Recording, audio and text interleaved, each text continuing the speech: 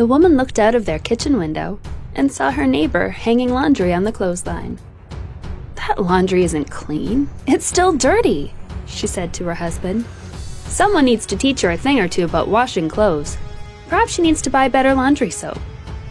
Her husband looked on, but remained silent. Each time, as she watched her neighbor hang her washing out to dry, the woman would inevitably make the same comment. A week later, as the couple sat down for another meal, the woman again watched her neighbor hanging laundry on the clothesline. But this time, something was different. "Well, look," she said to her husband. "Her laundry is clean. Someone must have finally taught her how to wash her clothes better." Without raising his head from the plate, her husband smiled and said, "Actually, honey, I got up early this morning and cleaned our window." I show you how deep the rabbit hole goes. Like you, be strong to hold the powers of the sun. Listen to Pavarotti. Can I be your superhero? Hello, welcome to The Revealing. I'm your host, Pavarotti, and I'm here to discuss the Idaho 4 case. And before I go any further, I just a complete moron, I guess, because y'all are all right. I said that Pacific Standard Time, Moscow was Mountain Standard Time. I most certainly thought Moscow was Mountain Standard Time. So Mountain Standard Time, Moscow be Mountain Standard Time, and TikTok only going to 3:16, then that absolutely messes up a lot of what I was thinking about, the facts as it relates to that. As far as a lot of the other things, I know I've already read some of the comments on that video. And again, as I go through that, I'm not trying to say anything's wrong with believing anything before that. What I was trying to get across is I'm strong in my determination that on the facts that I'm going to lay out and I'm going to continue to investigate, I believe that the phone calls and the text messages are proof of life. I don't believe that Xana and Ethan got home until around the time they were unalive, and I believe they were unalive at 4:17. I'm not saying if you believe anything different than that, you're wrong. I'm just saying that's my determinations on that, and that's where I'm focusing my attention. And what I want to do is I'm going to go through some comments, and I had this video out to you sooner, but I noticed that JB Gunner sent me a comment that he had gone over some of my videos on the green car, and hey, JB, you and I are cool, man. JB and I could probably sit down and and have a drink or two and shoot it up and be cool. Now, JB, you're all personality, man. You got a great personality, and I love the way that you use that personality. In all fairness, though, man, you're about as sharp as a bowling ball. So being able to critique my stuff is going to be way over your head because I'm doing some in-depth analysis, and you're very shallow, bro. Very shallow. So for those of you out there that watch JB, I think he's great. Continue to watch him. You and I are cool.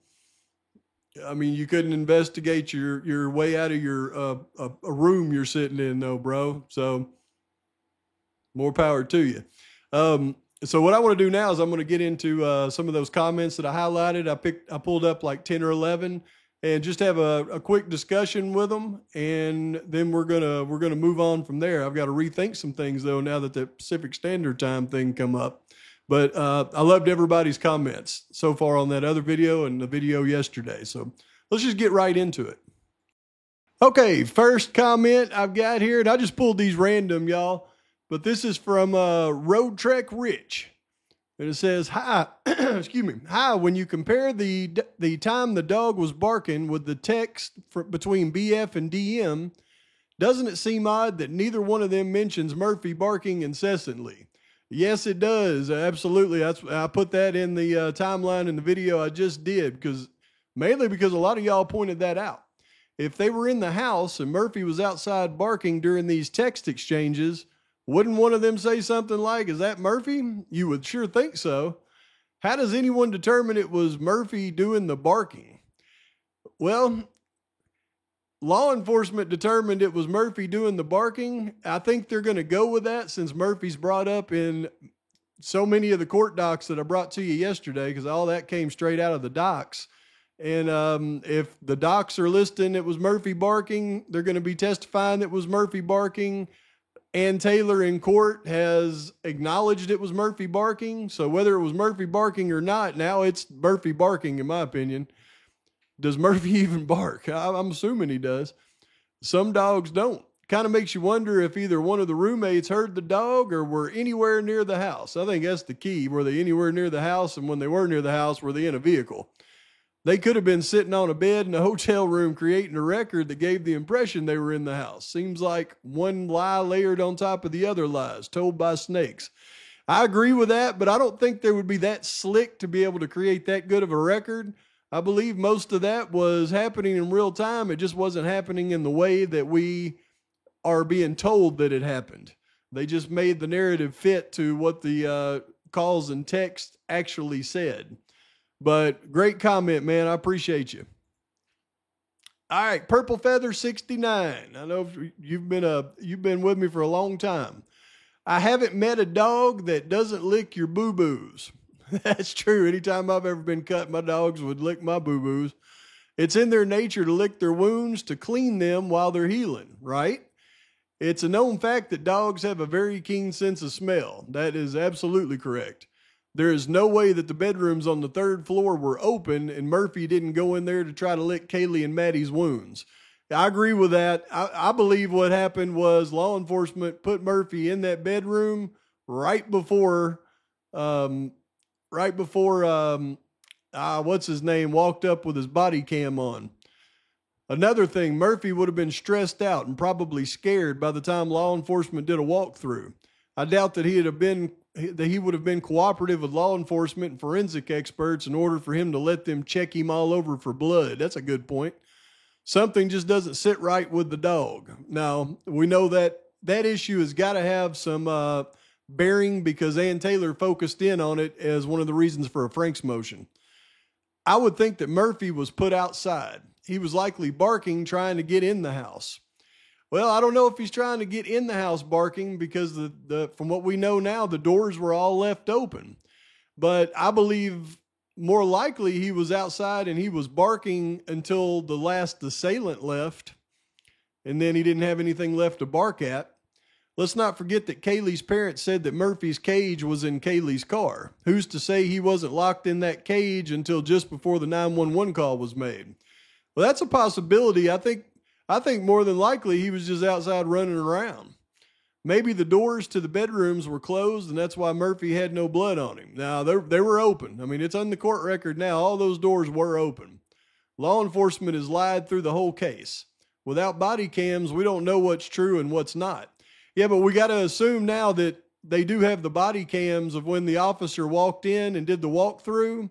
So with the doors being open when the officers did the walkthrough, I mean, we've got to assume that the doors were open. I mean, I know we can contemplate on other things, but I think it's important, at least for me, whenever I go through this and I get a final determination in the court record, I have to go with it as part of the evidence, or else I believe we'll just be running in circles and never get anywhere. I know I'm rambling with different possibilities, but my mind is going in multiple directions at the same time. That's what I think a lot of this is meant for our minds to do. And it's because something isn't right when it comes to Murphy, just like every other part of this case. Exactly. Maybe Murphy started barking when he heard someone coming up the steps. I've had instances where I heard something and my dog would stare and her ears would perk up like she was listening to hear more. Then she would start barking if there's any more noise. I've seen dogs do that too. I just thought of this. I have a friend who was asked to go check on a friend because nobody had heard from the guy for 3 days. He found the guy deceased in his bed and the guy's dog was laying next to him. He asked the dog multiple times if he wanted to go outside to go potty before the dog finally got off the bed. That dog did not want to leave the owner's side because he knew. Just like an animal knows when their baby doesn't survive. This brings me back to the question again. Why wasn't Murphy in the room with Kaylee and Maddie? Well, I think that's an excellent question. And the only reason I can come up with is the dog was not in the house to be able to get in that room, and that dog must have been brought in, put in that bed right before the walkthrough. It's all a sham. All right, we got Wazamata. A question on the 417 and that camera. I thought I gathered from another video this camera at 1112 was motion activated, not sound activated. Thought I got that from you, and I believe you did because I got it from the court record. The court record says the 1112 camera is motion activated. So until we actually got a chance to see the vehicles driving, I mean, I was kind of floored when I saw the vehicles driving because I always assumed that it was a motion activated camera. Everything I'd researched said it was for 1 or 5 minute intervals. But I know a lot of people said that it could have had an SD card, which made that camera run 24 hours a day, which didn't make any sense to me because why would it need to be motion activated if it recorded 24 hours a day? But if they've got all that footage of the vehicles driving in and out, then I guess we can assume that camera just stays on. So you're right. I was wrong. And that camera must just record constantly. Great comment, though. Thank you. Ted Matheny, 7784. What's up, Ted? Was Xana's door open when DM saw her lying on her back or when Hunter opened it 8 hours later during the 911 call? Well, according to the record now, when Dylan left her room to go downstairs, she seen the door open with Xana laying on the floor with her head facing the wall. I mean, her feet facing the wall and her head facing the door. So that means Xana was inside that room laying on the ground unalived when Dylan had seen her supposedly at about 4:25, and that door would have never been shut since then. So all that stuff with the 911 call and Hunter is sus to me. As hesitant as I am to blame the roommates, the only innocent explanation for that is that she was too drunk or shocked to be aware. Well, you know, she says she clearly seen her laying there, which eviscerates all credibility from everything that has come out of her mouth. Well, yeah, that and many other things has eviscerated that. Well, as far as the word pertaining to the event, I can't speak to everything else that's been in and out of there and don't want to know. I understand that, man. Thanks for the comment. I never can. I think I'm getting this right. Diorky lady. Diorky lady. I know you've been with me for a long time. I wish I could say your name better. I think DM was involved in the before, during, and after. Okay. Cop G instructed her what to do. It's possible. Murphy did not stay in her room with the door open for 8 hours. I agree. I raise little dogs. They react to anything that is out of the ordinary. Sights, sounds, and smells. I agree with that too from my experience. I call them my little doorbells. With the smell of blood and body fluids Murphy would have been inspecting. I also do not know of any dog that is well trained enough to stay in a room and not leave for 8 hours if there were no humans around that were alive. I agree with that statement, and there's no way that he wouldn't have gone into those rooms and checked on them either. So thank you for your comment. Crazy Chester. I think DM had to let Murphy back in off the upper floor balcony to stop his frantic barking. If he was on the upper floor balcony, then something stopped it. The killers she's seen leaving the house when she and EG drove up had by now driven away. Murphy got to enjoy a nice bath to wash away the blood at DM and BK's hotel room. He was brought back to the house in time to be discovered by the first cop in. That's a very real possibility. Mama D. Hey, Pav, this just occurred to me a few minutes ago. Is it possible that Murphy was given a sedative after he barked for 30 minutes and that's why he was laying on Kaylee's bed when the cops got there? I worked with a rescue dog who had massive anxiety and he was given sedatives. He barely reacted to any stimulation. Well, that's a possibility, but whenever we get into giving the dog sedatives, then you're getting into an experienced criminal that would think out things like giving a dog a sedative. And I firmly believe that if they were going to drug a dog, they would have done it prior to the atrocity, not after it. So the fact that Murphy started barking at 4:17 and barked till 4:47, I think would more lend to the point that he wasn't drugged. But that would be just my opinion, but that's a very good thought. Thank you for your comment. Daniel Renfro. You got to watch this. Unsolved murder of Roxanne Woods, 48 hours. Someone's name pops up in that should have gave way more credibility than she got, a.k.a. Gabrielle Vargas. Oh, okay. Unsolved Murder of Roxanne Wood, 48 hours. I'll check that out tonight. Thank you for that.